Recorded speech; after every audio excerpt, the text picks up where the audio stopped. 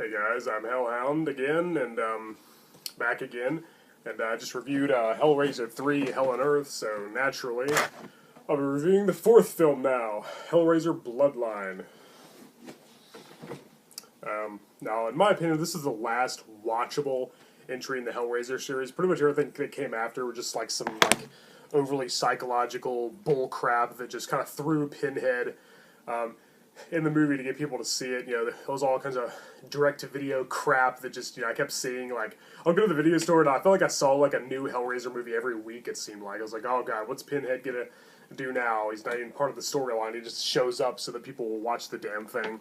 So, yeah, this is probably the last one I'm going to review for that reason, because everything after, I don't really care for. And again, only two great entries in the series are the first two, but I do think 3 and 4 are okay. I think they're still a lot of fun to watch. I'd still recommend them. Again, not as moving or as compelling or as effective as the first two movies, but still really good. And Doug Bradley is always great as Pinhead. It's always fun to watch him, even if the movie's not as good.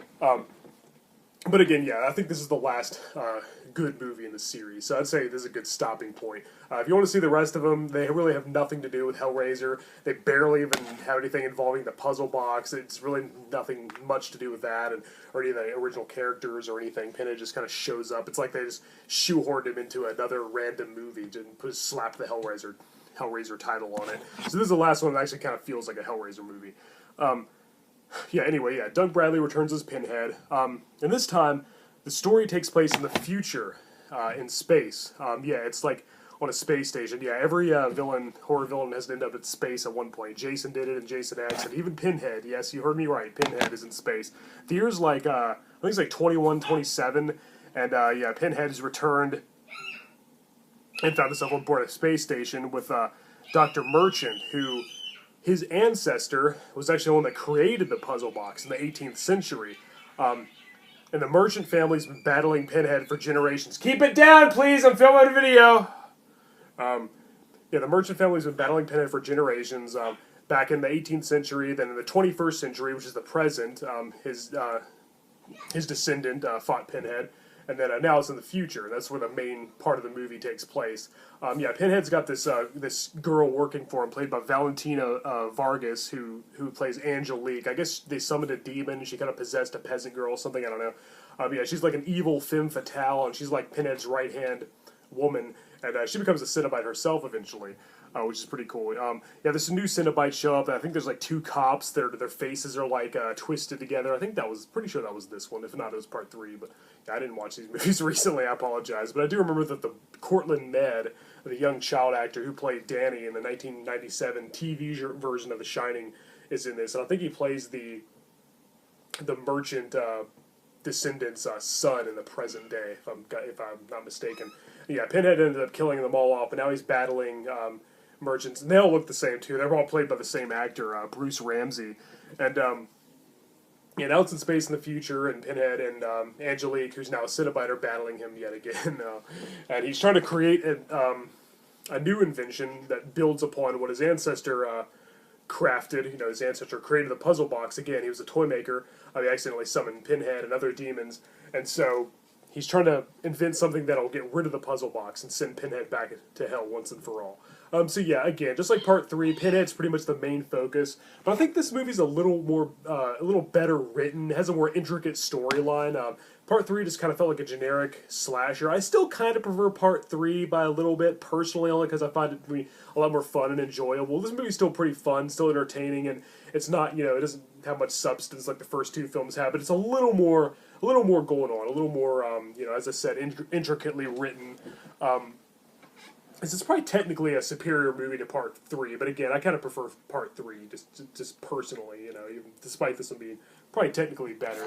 I'm not really sure what most people's opinion on that is, but Hellraiser Bloodline's the 4th entry, and again, probably the last one that I'd recommend watching.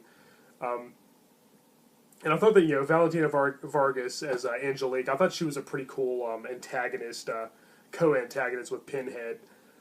She has a lot of scenes where she's like seducing men and luring them to their doom and stuff. And and then before becoming a Cenobite herself. I thought that was pretty cool. And then the new Cenobites are kind of cool looking.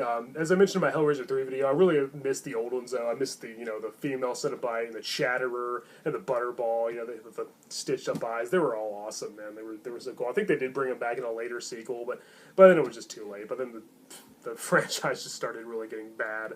Like Hellraiser Revelations, God, those are almost unwatchable. Those right up there with Texas Chainsaw Massacre: The Next Generations, one of the worst horror movies I've ever seen. I don't think I finished it. And yeah, I didn't like the guy who played Pinhead in that. Doug Bradley is irreplaceable. Now they're making a new one, Hellraiser Judgment, I guess, and some other guys playing Pinhead once again. It's like, come on, when do they ever learn? I must say, Hellraiser is one of the very, very few movies that I think might actually benefit from a remake, and that's only because I love the story of the original movie so much. I'd love to see those characters again. I'd love to see Larry. I'd love to see Julia and Frank and Kirsty. I'd love to see them again, and I'd love to see, kind of an updated version of that, because none of the sequels ever came close to that. None of them, well, Part 2 did, but yeah, none of them really felt like a Hellraiser film and had like those same characters and same storyline. I thought that'd be cool to see like an updated version of Clive Barker's novel, The Hellbound Heart, and which Pinhead in that novel was very, very different. He was very different in the book. He looked different. He acted different. He had a much less significant role, even lesser than the first movie. It'd be cool to see a different adaptation, maybe even call it The Hellbound Heart. So it wouldn't really technically be a remake. It would just be another adaptation of the same book. Maybe done more faithfully. So yeah, I'd really like to see that. I think that would actually be kind of a good idea. Maybe make a TV series or something. Because yeah, I'd love to see Frank again and all that stuff. It'd be wicked, Because none of the sequels now are just doing their own thing, and it doesn't even feel like, it feels like it doesn't come anywhere near Clive Barker's original vision. His original intentions. But yeah, anyway, I'm kind of going off on a tangent. Yeah, Hellraiser Bloodline, I recommend it. Check it out. Yeah, most of it does take place in space in the future. I know you probably never thought Pinhead would be one of the ones in space. I mean, who's next? Freddy Krueger? I mean, and even the lousy Leprechaun checked out space at one point. It seems like it's always the fourth film, too. Leprechaun 4 in space, and Hellraiser Bloodline, and Critters 4, which went back to space, even though they originally came from space. So I can kind of understand that one. But yeah, the weirdest one's, Jason X. I mean, come on. But anyway, yeah, Pinhead doesn't become part cyborg or anything here, but yeah, he's still a powerful diabolical demon, and it's kind of cool, like, seeing the different generations, like the different time periods. It's spanning across basically 3 main time periods: of the 18th century, the past, the present, the 21st century, and then the future, which is like the 23rd or 24th century, or something like that.